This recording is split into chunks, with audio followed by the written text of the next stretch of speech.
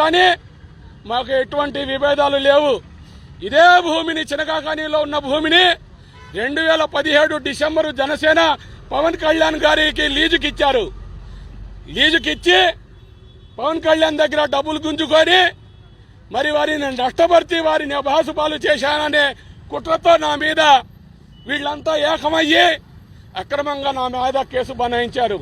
Case బనాయిస్తే భయపడేది లేదు, కానీ తప్పుడు అగ్రిమెంట్ రాస్తే తప్పుడు దరఖాస్తు చేస్తే ఒక సెక్షన్ 2 సెక్షన్లో ఉండిద్ది.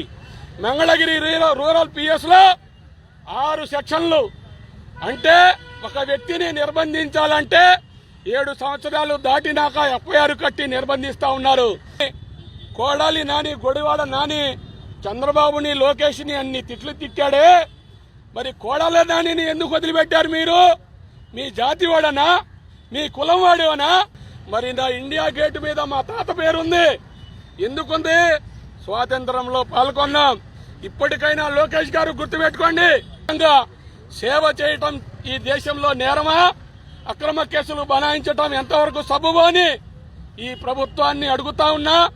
బేషరత్తుగా ఈ ఎఫ్ఐఆర్ ఏదైతే ఉందో దీన్ని వెంటనే రద్దు చేయాలని, రద్దు చేయకపోతే దానికి నైతిక బాధ్యత ఈ ఆఫీసర్లు బాధ్యత వహిస్తారు. ఈ కారకులు ఎవరైతే ఉన్నారో, ఎఫ్ఐఆర్ నమోదు చేయడానికి కంప్లైంట్ దారులు ఎవరైతే ఉన్నారో మీద ఎఫ్ఐఆర్ కట్టాలా, వారిని కూడా అరెస్టు చేయాలనేది నా డిమాండ్. ఈ ఎఫ్ఐఆర్ రద్దు కాకపోతే బంధు, ఏ బంధు? భారత్ బంధు. భారత్ బంధుకి పిలుపునిస్తా.